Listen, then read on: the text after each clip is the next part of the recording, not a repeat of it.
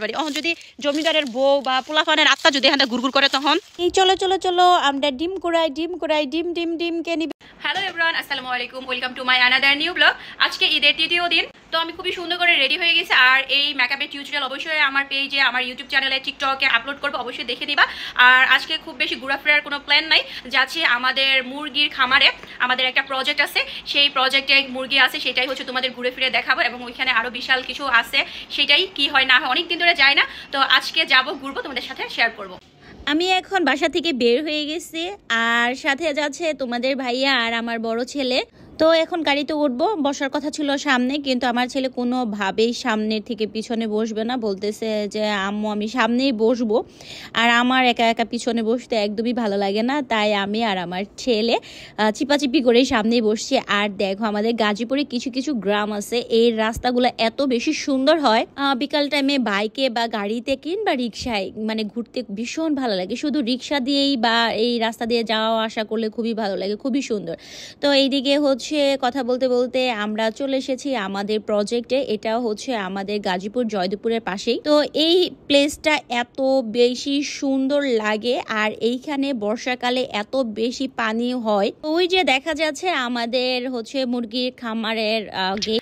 এইটা হচ্ছে মুরগির স্যানিটাইজার, যেন আমাদের জুতার সাথে কোনো ধরনের ব্যাকটেরিয়া, কোনো ধরনের জীবাণু জানি না যায় খামারে। এটা হচ্ছে সেফটির জন্য দেওয়া। এবং এখানে আরও আছে, এগুলো কি শরীরে দিতে হয়? চোখ, আমি তো লেন্স পরছি, পুরো শরীরে আমার স্যানিটাইজার দিয়ে ভিজাই ফেলছে। এত সেফটি মুরগির লেগাও? হ্যাঁ, এটা কি সবসময় দিতে হয়? মানে এইখানে এই স্যানিটাইজার আছে, তারপর ওইখানে আছে, যেন আমাদের শরীরের সাথে কোনো ধরনের ব্যাকটেরিয়া এই মুরগির শরীরে না যায়, এই জন্য এত সেফটি। আর জাস্ট দেখো কত বড় খামার। এগুলো হচ্ছে ঈদের জন্য ডিম ডেলিভারি দিতে পারে নাই, স্টকে রাখছে। কত ডিম এখানে, কত ডিম। আর ঈদের সব ছুটি শেষ হইলে ইনশাল্লাহ এই ডিমগুলো ডেলিভারি দিয়ে দিবে। এই যে ভাঙা ভাঙা ডিম আমাদের বাসায় পাঠায়, এই ভাঙা ডিমগুলো কত বড়। আর এগুলো এত বড় বড় ডিমের ভিতরে এই একটার ভিতরে আরেকটা ডিম থাকে।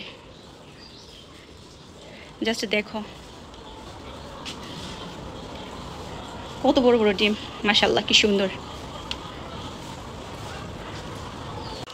তো আমি হচ্ছে এই মুরগির খামারের ভিতরে ঢুকে গেছি, আমার কাছে খুবই ভালো লাগতেছে। আর এখানে কিন্তু এখনো মুরগি ডিম পাড়তেছে, আমি আর আমার ছেলে এখন ডিম কুড়াবো, তোমাদের দেখাবো। আমার ফেসবুকে একটা ভিডিও শেয়ার করছিলাম, ডিমের ভিতরে ডিম পাওয়া যায়। অনেকে বলছিল ফেক ভিডিও বা ফেক, বা এটা হচ্ছে প্লাস্টিকের ডিম, কিন্তু না, এটা আমাদের খামারের ডিম। আর এটা আসলেই সত্যি যে ডিমের ভিতরে ডিম পাওয়া যায়। তো দেখো কি সুন্দর ডিম পাড়া রয়েছে, দেখতে খুবই ভালো লাগতেছে। আর বিশ্বাস করবেন, আমরা যখন এটার ভিতরে ঢুকছি, মুরগি এত বেশি চিল্লাচিল্লি করতেছিল, একদম ভয় পেয়ে গেছিলাম। তো এইখানে আমাদের টোটাল 3টা শেড, এইখানে এই পাশে আর ওই পাশে টোটাল 3টা শেড। তো আমাদের এই মুরগির খামার থেকে চলে যাচ্ছে সোজা হচ্ছে গরুর খামার করতেছে নতুন। আর এই যে রাস্তাগুলো দেখতেছো বা ওই যে দেখা যাচ্ছে একদম নদী পর্যন্ত, এগুলো সব আমাদের জায়গা আলহামদুলিল্লাহ। এটা সম্পূর্ণ বড় একটা প্রজেক্ট, ইনশাআল্লাহ একটু একটু করে গরুর খামার, মুরগির খামার এইসব করা হবে। এই যে এখন যে আমরা যে দিক দিয়ে হাইটা যাচ্ছি, এগুলো সবগুলো হচ্ছে আমাদের প্রজেক্টের জায়গা।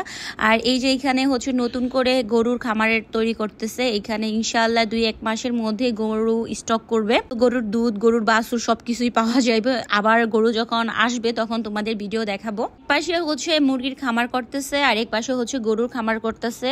তো এইখানে আরো অনেক কিছু করা হবে। তো আমাদের প্রজেক্টের খামারগুলা দেখার পর আমরা এখন চলে যাব জমিদার বাড়িতে। 200 বছর 300 বছর আগের জমিদার বাড়ি।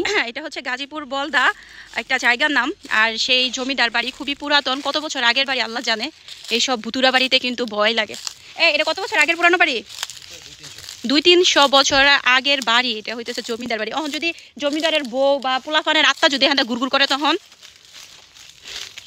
ও ভাই রে ভাই, ইব্রাহিম কি ভুতুরা এনে যদি তক্তক আসে, ভয় পাও কেন?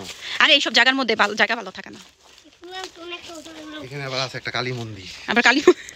তো এখন আমরা এই জমিদার বাড়ির ভিতরে ঢুকবো, দেখা যাক কি দেখা যায়। এবং এখানে মন্দির ছিল। আল্লাহ বিসমিল্লাহির রহমানির রহিম। এই যে গাছে মানে ঘরের ভিতরে একদম শিকড় টিকড় হইয়া বইরা রইছে। আর এইখানে মন্দির ছিল, মানে হয়তো বা কোনো দেবী বা কিছু, কালী মন্দির না, কালী মন্দিরের প্রতিমা ছিল এখানে। আর এই দেখো গাছের কি অবস্থা। আসো। আমার ছেলে অনেক বেশি ভয় পাইতেছে, এর জন্য বের হয়ে যাচ্ছি। তো আরো কিছুক্ষণ থাকতাম, কিন্তু মানে জমিদার বাড়ি একটু ভুতুরা টাইপের, এর জন্য আমার একটু ভয় লাগতেছিল।